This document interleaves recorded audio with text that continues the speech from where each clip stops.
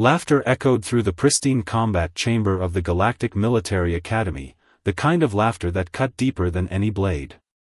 Instructor Chen stood perfectly still in the center of the training floor, weathered hands clasped behind their back, as the towering forms of the alien cadets loomed around the observation deck.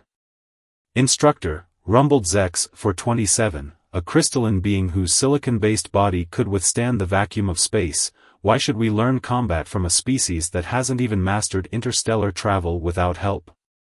More laughter followed, musical trills and subsonic vibrations from 24 alien species.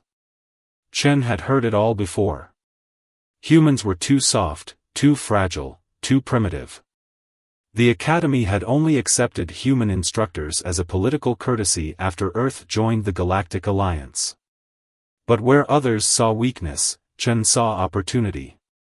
"Cadet Zex-427, Chen's voice carried clearly despite its quietness, "would you be willing to assist with today's demonstration?" The crystalline being's facets sparkled with amusement as it gracefully descended to the training floor. Zex-427 stood 3 meters tall, its body naturally armored and capable of generating defensive energy fields. Next to it, Chen looked like a child's toy. "Of course, Instructor." The title dripped with sarcasm. "I would be honored to demonstrate the superiority of modern combat techniques." Chen nodded once, centered and calm. "Attack at will." What happened next silenced every laugh in the chamber. Zex-427 launched forward with blinding speed, its crystalline form humming with power, and met nothing but air. Chen wasn't there. A soft tap on the cadet's rear facets sent vibrations through its entire structure. "First lesson," Chen said quietly, now standing behind the startled alien, "never assume superiority means victory." The crystalline being whirled, its natural weapons deploying in a dazzling array. Chen flowed around each attack like water around stone, never striking, never defending, simply, not being where the attacks were. After 2 minutes, Zex-427's movements became erratic. After 5, they became desperate.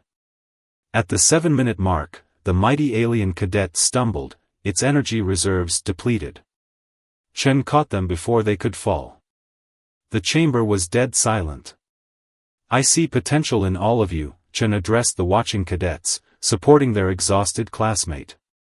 "But potential means nothing without understanding. Who would like to learn why Cadet Zex-427 lost today?" No one moved. Then, slowly, one gleaming crystalline hand rose into the air. "I would, Instructor," Zex-427 said softly. I think we all would." Chen smiled. "Then let's begin with a challenge. All senior cadets. Tomorrow. Full combat demonstration." Their eyes swept the room. "Unless, of course, you're afraid to learn." The gauntlet was thrown. And in the stunned silence that followed, the real lessons could finally begin. News of the challenge spread through the Galactic Military Academy like a quantum wave collapse, instantly and everywhere at once. In the massive dining hall, designed to accommodate beings from methane breathers to silicon-based life forms, the air buzzed with speculation. "It must be some kind of trick," muttered Val-8, a gaseous entity contained within an advanced environment suit. Their swirling purple form contracted anxiously. "No human could possibly face 50 of us at once." Zex-427's crystalline structure still ached from yesterday's demonstration. "I thought the same about one human facing me." Their facets dimmed in remembered humility. "I was wrong." At a nearby table, Instructor Chen sat alone, calmly eating their meal. The sight triggered a memory in Zex-427's crystalline matrix, one they'd accessed frequently since yesterday's defeat. 3 solar cycles ago, when Chen first arrived at the academy, the human had faced the Instructors' Council. The memory played with perfect clarity through Zex-427's crystalline thoughts. "Your species has barely mastered crude fusion power, Arch-Instructor YX had said, their energy form flickering with disdain. What could you possibly teach our cadets about modern combat? Chen had smiled then, just as they smiled now over their meal. With respect, Arch-Instructor, combat hasn't fundamentally changed since the first primitive life form fought for survival. Only the tools have changed. Tools? YX had scoffed. We have battle computers that can process trillion move sequences in microseconds. Weapons that can reshape matter itself. Defenses that bend probability. And yet, Chen had interrupted softly, your casualty rates increase with every pirate raid. Your victories come at ever higher costs. Perhaps it's time to consider that better tools don't automatically make better warriors. The council had admitted Chen, barely, and only on a probationary basis. Now, watching the human instructor eat, Zex, for 27 wondered if that had been their plan all along. A hush fell over the dining hall as Instructor YX materialized, their energy form crackling with barely contained anger. Instructor Chen. This challenge you've proposed. It violates 17 safety protocols. Chen dabbed their lips with a napkin. I've submitted all the necessary safety procedures, Arch-Instructor. No lethal weapons. No permanent damage. Just, education. Education? YX's form flared. You risk the lives of 50 of our most promising cadets. No, Chen said firmly, standing. Though they barely reached the height of YX's lowest energy tendril, something in their stance made the mighty being pause. I risk nothing. They risk nothing. But they might, just might, learn everything. The dining hall held its breath, those species that breathed, anyway. YX's form writhed with internal conflict. Finally, they spoke, the challenge is approved. But I will personally oversee it. Chen bowed slightly. I would expect nothing less. As the Arch-Instructor disappeared in a flash of energy, excited whispers erupted throughout the hall. But Zex for 27 noticed something that made their crystalline structure resonate with unease. Chen's smile had widened just slightly at YX's words. The human had wanted the Arch-Instructor there all along. That night, the academy hummed with preparation. In their quarters, cadets ran combat simulations, studied human physiology, and developed complex strategic algorithms. Teams formed and reformed, tactics were debated and discarded. Meanwhile, in their sparse quarters, Chen sat cross-legged on the floor, eyes closed, breathing slowly. On their desk, a small hologram flickered, an ancient Earth warrior, demonstrating a move so simple it seemed irrelevant to modern combat. Chen watched it again and again, smiling. The Academy's Grand Combat Chamber had been modified overnight. Its quantum-sealed arena could simulate any environment, and today it had been transformed into a sprawling urban landscape, a maze of buildings, bridges, and shadows. In the observation dome above, hundreds of beings from across the galaxy watched with anticipation. Arch-Instructor YX's energy form pulsed as they addressed the assembled senior cadets. You will engage using standard training weapons only. Your objective is simple, incapacitate Instructor Chen through any non-lethal means necessary. The 50 cadets stood ready, their diverse forms reflecting the galaxy's greatest warrior species. Plasma beings pulsed with barely contained power. Crystalline forms refracted the morning light. Biomechanical entities hummed with combat algorithms. At the center of the arena, Chen stood empty-handed, wearing the same simple gray instructor's uniform as always. Begin. YX commanded. Nothing happened. The cadets held their positions, sensors and senses straining. Chen remained motionless, eyes closed. Several cadets exchanged uncertain glances, those who had eyes to exchange glances with. Fascinating, Chen's voice carried clearly. You've already made your first mistake. A crystalline cadet, not Zex for 27, launched forward. The mistake is yours, human. Their form blurred with speed and shattered against a biomechanical cadet's armored hide. Chen had simply stepped aside, letting the Crystal Warriors' momentum carry them into their colleague. Lesson 1, Chen called out, already somewhere else in the arena, assuming your enemy will wait for you to be ready. The chamber erupted into action. Teams of cadets moved in practiced formations, covering angles, deploying sensors. They'd planned for this, trained for this. Lesson 2, Chen's voice echoed from multiple directions, relying too heavily on technology. Suddenly, every sensor in the arena went dark. The quantum field readings became scrambled. Even natural senses seemed muffled, confused. Impossible. Val 8's gaseous form contracted in shock. The human doesn't have the technology to. Wrong assumption, Chen's voice came from right behind them. Val 8 spun, environment suit whirring, but hit nothing. I didn't disable your technology.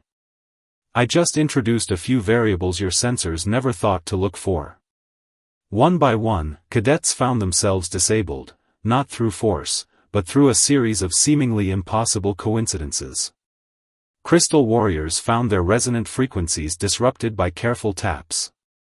Plasma beings discovered their containment fields redirected by precisely aimed pebbles. Biomechanical entities went into emergency shutdown after their combat algorithms encountered paradoxes they couldn't resolve. From the observation dome, Arch-Instructor YX watched in growing disbelief as their elite cadets were systematically dismantled by what appeared to be random chance. 20 minutes in, half the cadets were disabled. None had even touched Chen. Lesson 3, Chen announced, now standing atop a towering structure, assuming that combat is about fighting. The remaining cadets regrouped, abandoning their complex strategies for simple brute force. They converged on Chen's position from all directions, leaving no avenue for escape. Chen smiled. Finally. Now we can begin the real demonstration. They stepped off the building, and the entire urban landscape began to change. That's when the cadets realized their gravest error. They'd forgotten who had spent the entire night alone in the combat chamber. Chen hadn't been meditating. They'd been reprogramming the arena itself. Final lesson for today, Chen's voice echoed as the world shifted around them. Never assume you understand the battlefield. And in the observation dome, Arch-Instructor YX's energy form flickered with the first traces of something they hadn't felt in centuries, uncertainty. The transformed arena froze mid-shift as emergency klaxons pierced the air. Red warning lights pulsed through the chamber, cutting through sophisticated holograms and sensor webs. In the observation dome, Arch-Instructor YX's energy form surged with sudden intensity. This is not part of the demonstration, Chen said quietly, all playfulness gone from their voice. Their eyes fixed on a distant point beyond the arena's walls. The chamber's giant display screens crackled to life, showing a civilian space station hanging against the starfield. Rescue beacons flashed from its hull. Dark shapes moved around it, sleek, predatory vessels bearing no identification. Pirates, YX announced, their voice resonating with barely contained rage. They're attacking the Lumina way station. 3,000 civilian lives at risk. The disabled cadets were already recovering, their training kicking in. Battle computers spun up. Weapon systems came online. Strategy algorithms began calculating optimal response patterns. The Academy's primary response fleet is 2 hours away, YX continued. Our secondary fleet is in maintenance dock. We have only training vessels. How many ships? Chen interrupted. 7 pirate vessels. Heavy weapons. Military-grade shields. YX's form pulsed with frustration. Our training ships wouldn't stand a chance. That's not what I asked. Chen's voice cut through the chaos like a blade. I asked how many ships we have. 12 training vessels, someone answered. Zex 427, their crystalline form still vibrating from the earlier combat. Minimal weapons. Basic shields. But perfect. Chen was already moving. Every cadet who can still move, with me. Now. Several cadets hesitated, looking to Arch-Instructor YX for guidance. The energy being's form writhed with internal conflict. This is not a training exercise, YX warned. These pirates are killers. They show no mercy. Good. Chen paused at the chamber's exit. Then they won't expect mercy in return. Are you coming? One by one, the cadets followed. Even those still shaking off the effects of Chen's demonstration fell into line. In the emergency hangars, they found their training vessels, small, lightly armed ships designed for basic space combat drills. Your combat computers are saying this is impossible, Chen addressed the assembled cadets as they prepared to launch. Your probability algorithms are showing zero chance of success. Know what humans call that? Silence answered. Tuesday. Chen smiled grimly. Because the impossible is just another word for something you haven't tried yet. The hangar doors opened to space. In the distance, the civilian station's distress beacons pulsed with increasing urgency. But sir, Val 8's gaseous form swirled anxiously in their environment suit. What's the strategy? What's the plan? The plan? Chen's smile turned predatory. Remember how I reprogrammed the training arena while you were all preparing last night? Nods and various gestures of affirmation. Well, guess who spent the last 3 years reprogramming every training vessel in this academy? The cadets stared at their ships with new understanding. Basic training vessels.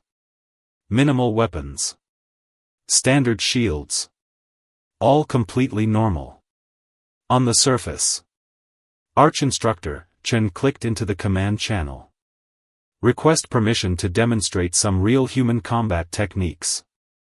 Through the quantum link, YX's energy form pulsed with something that might have been amusement. Permission granted, Instructor. Show them what you can do.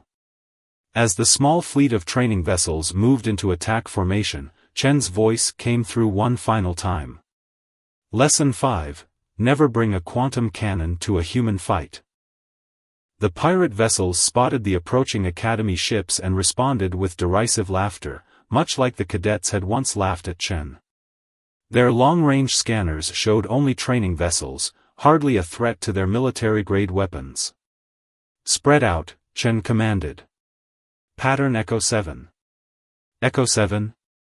Val 8's confused voice crackled over the comm. That's not a standard combat formation. It's not a combat formation at all, Chen replied. It's a search and rescue pattern. Realization dawned across the cadet fleet. Before joining the academy, before becoming an instructor, Chen had been something else entirely. 15 years with Earth's Deep Space Rescue Corps, Chen confirmed, their voice tight with concentration as they piloted. Saving lives from exactly the kinds of people we're facing now. The pirates launched their first volley, concentrated quantum beams designed to shred shields and vaporize hulls. But the Academy ships didn't dodge. They didn't even try to raise shields. Instead, they disappeared. Lesson 6, Chen's voice held a hint of satisfaction. Rescuers don't need to be invisible. They just need to look like something else. The pirate sensors went wild as the small fleet of training vessels seemed to transform into space debris, fragments of rock, old satellite parts, chunks of frozen gas. Chen's reprogramming hadn't just modified the ship's weapons, it had completely rewritten their quantum signatures. But the civilians will see us as debris too, Zex 427 pointed out, their crystalline form resonating with concern. Exactly. Chen's ship took point, leading them through the pirates' formation. Because right now, we're not the rescue. We're the distraction. That's when the second wave of Academy ships appeared, launched silently during the confusion, crewed by the cadets who had been too injured to join the first wave. While the pirates focused their attention on the strange sensor readings ahead of them, the real rescue operation slipped past their rear guard. In combat, Chen lectured, as casual as if they were still in the training arena, everyone looks for the threat. But in rescue work, we look for the opportunity. The pirates finally realized something was wrong when the civilian station's distress beacons changed frequency. By then, it was too late. Now, Chen commanded, show them what these training vessels can really do. The debris field came alive. But instead of conventional weapons, the Academy ships deployed something far more insidious, the same sensor scrambling techniques Chen had used in the combat demonstration, scaled up to spacecraft size. Pirates found their targeting systems feeding them impossible data, their shields protecting them from non-existent threats while real dangers slipped through. "This isn't combat," one pirate captain snarled over an open channel. This is human fighting," Chen finished for them. "We had to get creative when we were still planet-bound. Had to learn to use everything around us. Had to survive against beings far stronger than ourselves." The pirate fleet began to break formation, their superior weapons useless against an enemy they couldn't properly target. But as they turned to flee, they encountered the second wave of Academy ships, herding them back. That's when Chen's voice turned cold. "And one more thing we learned." Their ship's signature finally became visible, directly behind the pirate flagship. Never, ever threaten civilians when there's a human around to stop you. What happened next would be debated in the Academy's halls for years to come. Some said Chen's ship executed an impossible maneuver. Others claimed they must have had hidden technology. But Arch-Instructor YX, watching from the Academy, saw the truth. Chen had done nothing extraordinary at all. They had simply used the pirates' own evasive protocols against them, predicting where they would run, and letting the enemy's panic do all the work. One by one, the pirate ships found themselves disabled by their own desperate attempts to escape. Their highly advanced systems, confused by contradictory data, initiated emergency shutdowns. The mighty pirate fleet was defeated not by superior firepower, but by the one thing their combat computers couldn't calculate: human ingenuity. As the dust settled in the aftermath of the battle, the civilian station's emergency lights dimmed from red to amber. Inside its vast main concourse, 3,000 beings from across the galaxy huddled together, still trembling from their brush with death. Many were watching in awe as Academy cadets moved efficiently through the crowds, providing medical care, technical assistance, and comfort. "I don't understand," Val 8 said, their gaseous form rippling with confusion as they helped repair a damaged environmental system. "We trained for years in combat techniques, but never this." Nearby, Zex 427's crystalline form hummed thoughtfully as they gently lifted a fallen support beam, allowing trapped civilians to escape. Perhaps that's what Instructor Chen meant about combat not being about fighting. Through their quantum comms, Chen's voice came clear: "Look around you. What do you see?" The cadets paused in their work, observing the scene. A plasma-based cadet was using their natural heat to keep a group of methane breathers warm after their temperature regulators failed. A silicon-based student had transformed their crystalline arm into a power conduit, providing emergency energy to critical systems. "We see, helping," Val 8 ventured. "Look deeper," Chen urged, their own hands busy splinting an injured civilian's limb. "What are you really doing?" Silence fell as the cadets considered. Then, from an unexpected source, came the answer. "We're adapting," rumbled a deep voice. Arch-Instructor YX materialized in the station's concourse, their energy form subdued. Like humans had to adapt to survive among more advanced species. Chen nodded, continuing their work. "Every cadet in this room is using their natural abilities in ways their combat training never suggested. Ways that, until today, many of you thought were weaknesses." The truth of it rippled through the gathering.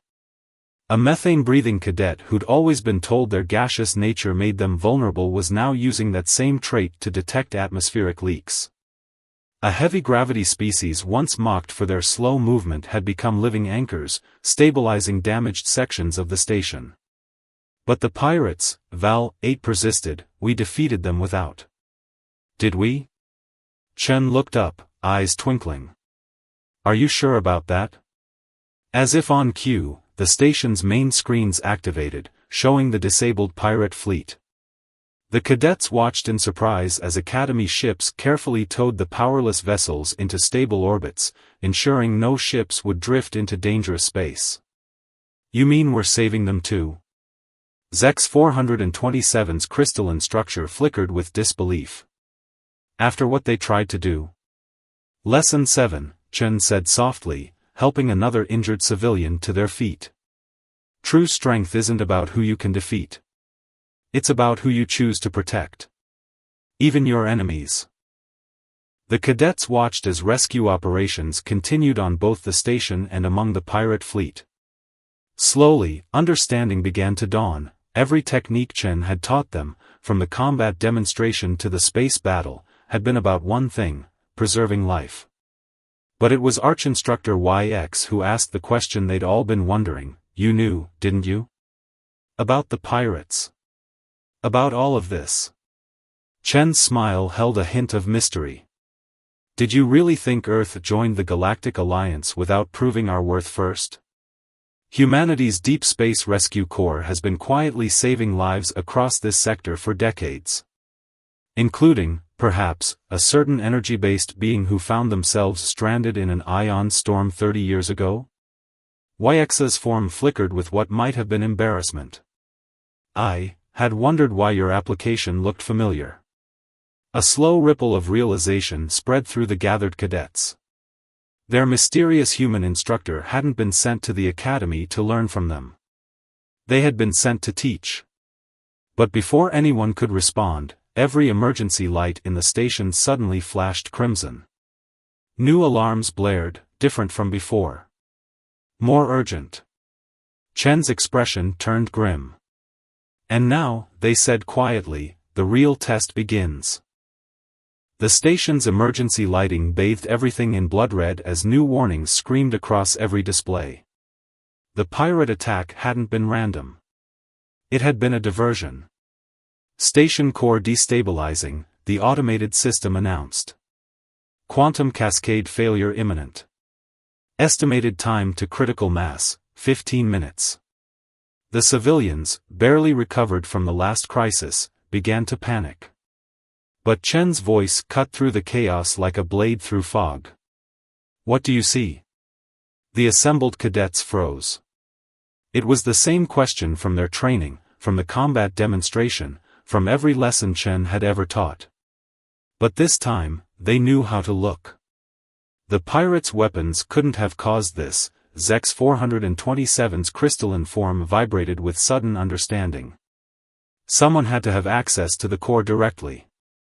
The station's own security forces, Val-8 added, their gaseous form swirling with agitation. They're nowhere to be seen. Chen nodded, already moving. Lesson 8, the obvious threat isn't always the real threat. But the core, Arch-Instructor YX's energy form pulsed with urgency. Even if we identify the saboteurs, a quantum cascade failure can't be stopped once initiated. The station's own safety protocols. Safety protocols, Chen interrupted, designed by beings who never had to make do with less. Who never had to turn weakness into strength. They turned to the cadets. Who wants to help me do something impossible? Every cadet stepped forward. What followed would be recorded in Academy history as the Lumina Gambit. While security teams tracked down the infiltrators, Chen led their impromptu rescue squad in what appeared to be complete madness. They didn't try to stop the quantum cascade. Instead, they accelerated it. In rescue work, Chen explained as they worked, their hands flying over makeshift controls jury-rigged from spare parts, you learn that sometimes the only way to prevent a disaster is to create a smaller one you can control. The cadets, now understanding their instructor's mind, began to see the pattern. Each species contributed what others would consider a weakness. Val 8's gaseous nature allowed them to detect minute quantum fluctuations. Zex 427's crystalline form could channel and redirect energy that would vaporize most beings. Even Arch-Instructor YX found their energy-based existence, so often a source of pride in its superiority, being used in ways they'd never imagined. They became a living conductor, helping to guide the cascade away from populated areas. 3 minutes to critical mass, the computer warned. Chen stood in the core chamber, surrounded by the impossible array of alien life forms all working in perfect harmony. You know what humans had to learn, back when we were still earthbound? The cadets continued their work, but listened. We had to learn that survival isn't about being the strongest, or the fastest, or even the smartest. It's about understanding that every perceived weakness is just a strength we haven't recognized yet. 2 minutes. We learned that the universe doesn't care about your advantages. It cares about what you do with your disadvantages. 1 minute. But most importantly, Chen's eyes swept the chamber, meeting each cadet's gaze, or whatever passed for it in their species. We learned that the greatest power in any galaxy isn't the ability to destroy. The core pulsed with blinding energy. It's the ability to preserve. The quantum cascade reached critical mass. But instead of destroying the station, it found itself caught in a web of crystalline matrices, gaseous conduits, and energy fields. The cadets' combined weaknesses created a perfect channel, bleeding off the destructive power into harmless radiation. As the emergency lights faded and the all-clear sounded, Arch-Instructor YX approached Chen. You knew, they said quietly. Not just about the pirates. About everything. The saboteurs. The cascade. This was all a test. Chen smiled. The academy spent years teaching cadets how to fight wars. Maybe it was time they learned how to prevent them instead. By appearing weak? One of the security officers, now in custody, sneered. No, Chen corrected gently. By understanding that there is no such thing as weak. There are only different kinds of strong. In the days that followed, the Academy's curriculum underwent its first major revision in 5 centuries. Combat training remained important, but now it was balanced with rescue operations, crisis management, and most importantly, the art of turning disadvantages into advantages. And if you visited the Academy today, you'd find its motto changed. Above the great entrance, in every language of the galaxy, shine the words. Strength lies not in superiority, but in understanding. Beside it, in smaller letters. A human lesson.